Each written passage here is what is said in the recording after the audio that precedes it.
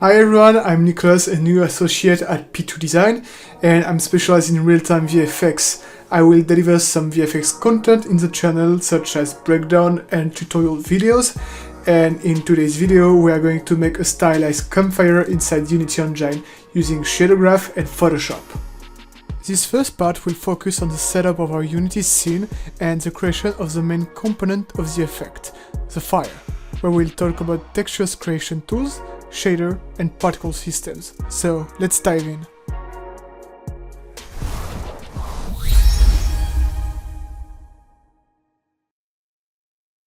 For this tutorial, we will be using Photoshop 2021 and Unity 2000.3.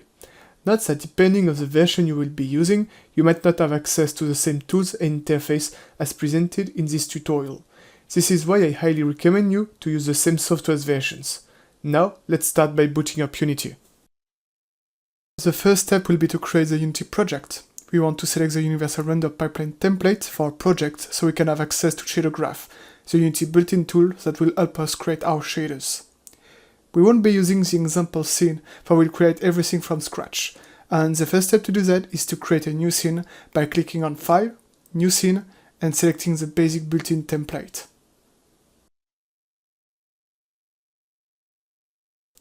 Here we are with the basic scene inside Unity Engine. We only got two components, a main camera and a directional light. First, we will add a surface, for it will ground our effect and ease our perception of its location and orientation in 3D space. So let's create a surface to set our effect on. Right-click while your mouse cursor is inside the hierarchy window, select 3D Object and create a plane. We want our plane to be at the center of the scene, so we are going to set its X, Y, and Z coordinates to 0, and make it bigger by setting its scale to 5. As you can see, this gray material isn't ideal to perceive our position in space, so we are going to replace it with a checkerboard pattern ground, and to do so we will create our first shader. To create a shader, right-click in the project window, select Create, Shader, Universal Render Pipeline, and we will finally click on the Lit Shader template. Let's now open our newly created shader. This is Shader Graph, Unity's visual scripting solution to write shaders. Let's take a closer look at its interface. You can see here the master node, where we connect nodes' outputs into designated input, such as color, normal, or emission, and thus controlling the rendering of our shader. This window contains the Graph Inspector and Node Settings panel, where we can modify our shader settings and interact with specific node options. This is a preview window of our shader, pretty self-explanatory. And here is the blackboard, the window where our shader properties are organized. Before starting, a bit of technical terminology. A shader property is defined by its data type, such as a vector, a color, or a texture. And a material is an instance of a shader. As you can see here, we have three materials sharing the same shader, but looking quite different because each materials have different properties values. Shader properties are exposed and can be modified in the inspector window when a material is selected. We don't want something too fancy for our ground here. A good old checkerboard pattern as a base color should do the trick just fine. With spacebar, we are going to search for the pre-made node called checkerboard. We will connect its output to the base color input of fragment section of the master node. We want to be able to control the checkerboard colors and tiling through the materials that we will create right after completing the shader. And to do this, we will create properties from the blackboard. A vector tool for the UV tiling and two color properties. When this is done, we can just drag and drop our properties into our graph and connect them to the right input. Our first shader is done. It's time to create our first material out of it. Right-click on our shader to create a material with our shader directly applied to it. After taking the time to rename our material, we can just now drag and drop it to our ground plane to apply it. It is now time to set up our material by changing the colors and the values of our properties that we created earlier in the blackboard. We now have a nice checkerboard ground, but we need to make a few adjustments to our scene before starting our campfire effect.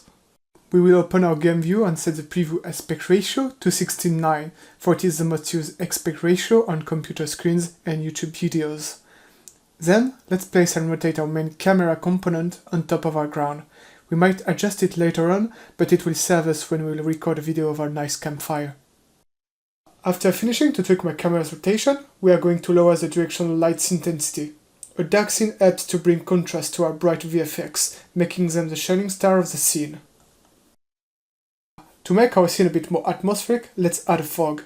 Go to the window panel, rendering, and select lighting. In the environment tab, check out the fog box and set the mode to linear. The final step in setting up our scene will be to add some post-process. Post-process effects are visual effects applied after the final render of the image. For example, here we can make the campfire look way brighter and stylish by adding some bloom. So, to start implementing post-process in our scene, we'll go to the hierarchy window, create a new volume, and select Global Volume. We will now create the post-process profile of the scene. We will add a bloom effect to allow our emissive materials to shine, and a subtle vignette effect to darken the corner of the camera and reinforce our focus at the center of it. As you can see, nothing happened in our game view, but the post-process profile is active in our scene view. To correct this, we need to go to the camera options and enable dithering, post-processing, and anti-aliasing.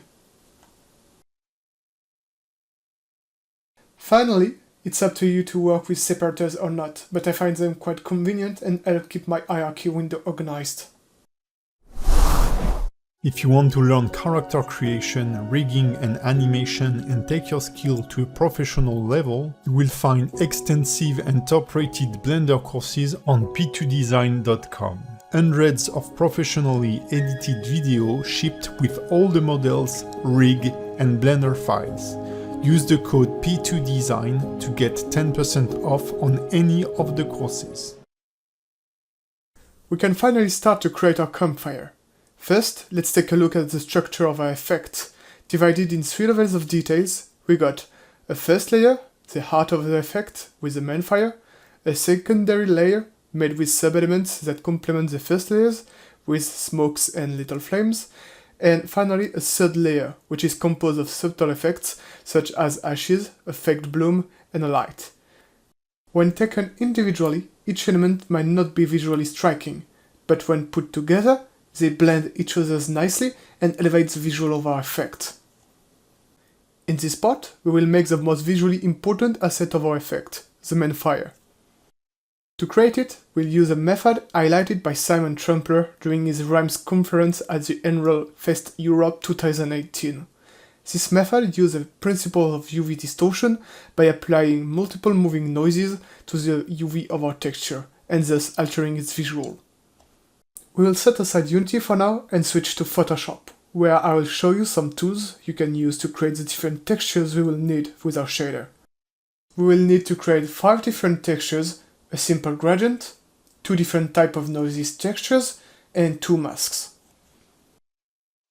A simple gradient line will serve us as our base fire texture, which will get distorted by adding the noisy texture to its UV. To create it, Photoshop got the perfect tool for that, the gradient tool. We want our gradient to be light at the bottom and darker at the top. This way, our fire color will be brighter from its base when it will get distorted. Concerning the noisy textures, we will make them move at different speed and add them together to create a more complex noise in which we don't easily perceive any form of repetition. We will then add the result to the UVs of our base fire texture to distort it. To make those textures, you can either create it from other softwares such as Blender or Substance Designer, or you can pick an already existing noise from the web and do a paint over. One key detail to keep in mind, we want to make sure our textures are tiling to avoid sharp cut in the UV distortion effect later on. To help us in this task, we will use one of Photoshop's newest tool, the Pattern Preview tool. You can enable it by going to the View panel and click on Pattern Preview. The tool will display a tiling preview of the image you are working on and update it each time you use a basic tool such as the eraser or the brush tool. Finally, we will make a bell-shaped mask to constrain the UV distortion effect to the center of a fire, and sculpt its final shape by multiplying a diamond-shaped opacity mask to our distorted base fire texture. To make our mask's textures, there is a nice tool that will save us a lot of time, the Symmetry tool. To activate it, click on the butterfly icon when the brush tool is active and select the type of symmetry you want. Then, with some quick soft brush strokes, you will quickly have the base of your texture. Time to switch back to Unity and create our main fire shader. All of our textures are ready, we just need to import them from our desktop to the project by right-clicking in the project window and select Import New Assets.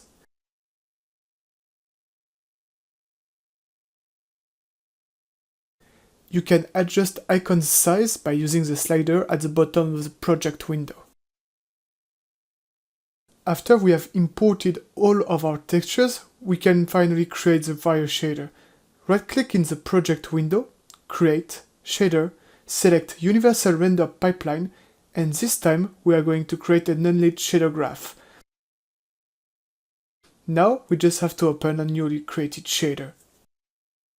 First, we will reference our textures by creating 5 2D textures properties in the Blackboard window. Then, by selecting the property, we can access in the Graph Inspector its default value. We will assign the corresponding texture in the default value and repeat this action for each texture property. Now let's take a look at the final shader on its structure. Looks pretty intimidating at first glance, but do not be afraid. We will create it step by step by isolating each sub-effect and focusing on their realization one at a time. So, let's do it! The first sub-effect we need to make is a panning texture. We'll modify our noisy texture's UVs by continuously offsetting them on the desired axis. With spacebar, let's create the nodes UV, tiling and offset, sample texture 2D, and time. Note that you can click on the arrow icon of each node to display or hide a preview of the node's result. We will link the UV node output to the UV input of the tiling and offset node, and link the result to the UV input of the simple texture 2D.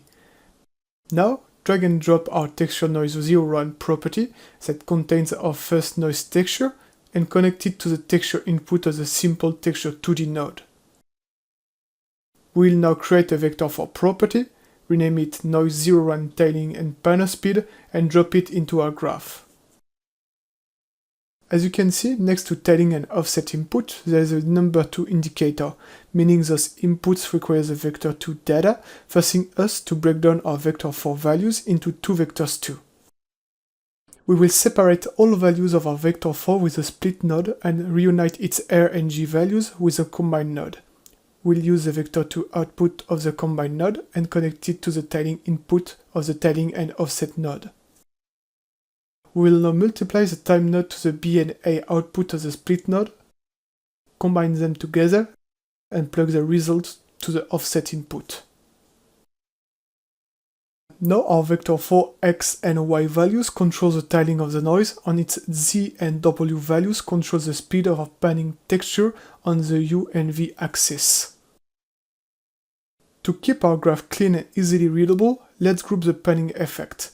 Select all the nodes used for the panning effect, right-click and group. We can now set the default values of our vector4 property to 1 for its X and Y value, and -0.5 to its W value to have a preview of the panning texture in our shader.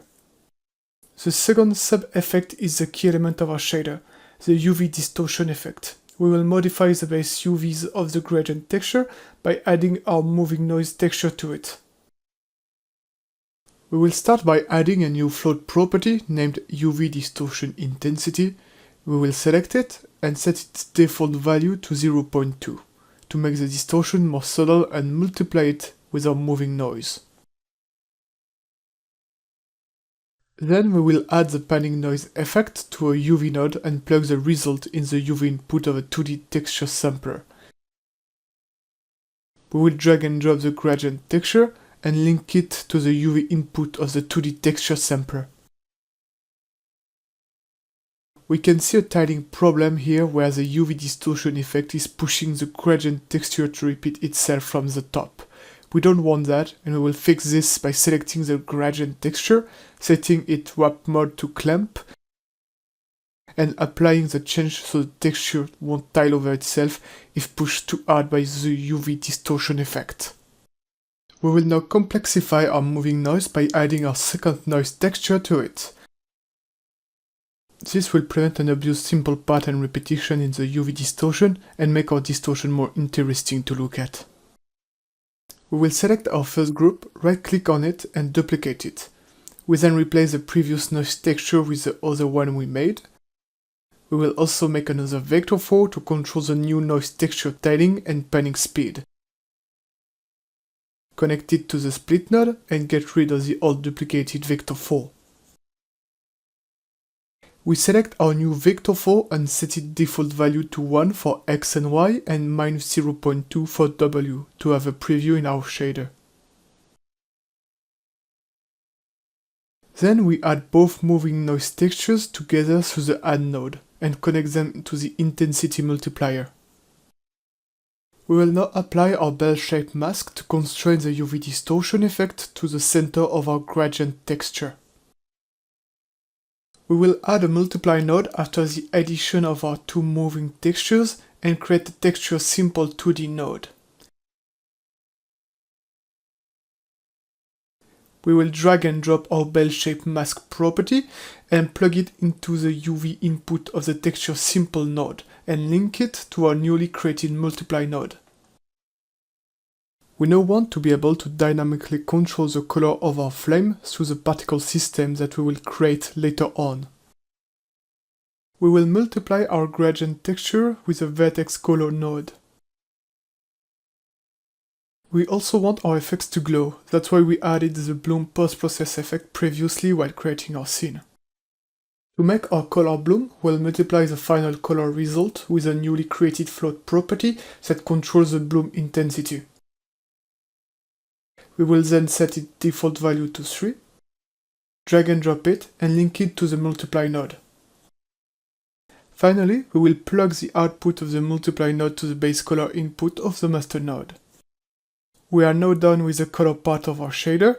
Let's group it to keep our shader organized, and let's dive into the final part of the shader. We want to shape our flame by using our triangular diamond-shaped texture as an opacity mask, and bring some motion to the mask with some UV distortion. We will add a sample 2D texture node, drag and drop our triangular diamond shape, and link it to the sample 2D texture UV input, and finally multiply it with our gradient texture. Then we are going to use a smooth step node and create two float properties. This node will allow us to control and adjust the final range of our black and white values. After connecting our two properties to the smooth step node, we'll let the first property default value to 0 and set the second property default value to 1. And we will connect the result to a saturate node that will clamp the value of our result output between 0 and 1, preventing any weird opacity artifacts. Since we are working on an opaque shader, we don't have access yet to an opacity input in the master node. To set our shader as a transparent shader, we will select the master node, go in the Graph Inspector, click on the Graph Settings tab, and select Transparent in the Surface option. We can now link the result of the saturate node to the alpha input of the master node, and, as always, stay organized. Let's add some UV distortion to add some movement to our static opacity mask. We will multiply our moving noises textures to a new float that will control the intensity of the distortion, and will set its default value to 0.3. We will connect it to the multiply node we just created and add the result with a UV node and link the output to the texture simple 2D node. As you can see, the distortion intensity is too high. We are going to lower it to 0.05. The final touch to our shader would be the integration of a depth fade effect that will smooth the intersection between our shader and another 3D object, such as our ground. To do this, we'll start with a camera node and a scene depth node. We're going to multiply our scene depth to the far plane output of the camera node. Then we will create a screen node set to RAW mode and a split node. We are going to subtract the alpha channel of the screen position, thanks to the split node, to a new float property that will control the distance of the depth fade effect. We will finally subtract the multiply output to the subtract output. We will make our final group out of these nodes and implement a multiply node after our opacity mask output. We will apply a saturate node to our depth fade output and connect it to the recent multiply. And we're done! Good job! We finished the fire shader. Don't forget to save your work. We'll now close shader graph and set up the particle system that will receive the shader's material and tweak its properties values. The setup of the fire's particle system will be the last step of this first part's video. We want from this particle system a simple looping static plane that will receive the fire material and always face the camera. To do that, we are going to use Unity's built-in tool, the Shuriken Particle System Editor. In Unity, the Shuriken Particle System Editor is organized around modules, each containing multiple types of parameters. First, we'll create the material out of the shader by right-clicking on it and select Create and Material. As always, take the time to rename it after its creation. Then, we are going to create our first particle system. In the hierarchy window, right-click, go to Effects, and create a particle system. This is a general module. In it, we can configure most of the basic parameters concerning any particle system, such as the lifetime, the size, or even the color of particles. First, we want a looping particle system, so make sure the looping parameter is ticked. We don't need the particle to have any speed, so let's set the start speed parameter to 0. Then, we want to make the size of the flame taller on the y-axis, so we are going to tick the 3D start size parameter and set the size to 2 on x and 3 on y. Then, we are going to select the color of the fire with the start color parameter that use the vertex color node we've implemented previously in our shader. In the emission module, we'll set up the type of spawn and the rate of emitted particles. We're going to set the rate over time to 0, add a burst list, and set it count to 1. So every 5 seconds, which is our actual duration value, in the global module, only one particle will be emitted. We don't need anything from the shape module, so we're going to deactivate it. And finally, in the render module, we can control the way particles are rendered. In it, we are going to reference the fire material we created a minute ago and set the render mode to vertical billboard, so the flame particle will always look at the camera, but will only rotate around the y-axis. As you can see, I've got a problem here. The flame is barely visible. After checking my project settings, I figured that my project was set in linear color space. I won't go too much into the technical details here, but to simplify this, by default, Unity applies a sRGB correction to any imported textures. This gamma correction, applied with a linear color space, darkens way too much my textures. So I'm going to disable it by selecting all the textures we've imported, untick the sRGB correction and apply this change. Now that's better. After fixing that color space problem, we can take some time to make some final tweaks to the material properties to shape our flame. Here's are my final material properties values. I highly encourage you to experiment with those values to find interesting and crazy results. And that's it for the first part of this tutorial. We got the main fire of our effect done. In the next video, we are going to create the second layer of our campfire effect. And I have good news, for the second and third part of this free tutorial are already available at P2design.com. I hope you like this first VFX tutorial, and I see you next time. Goodbye!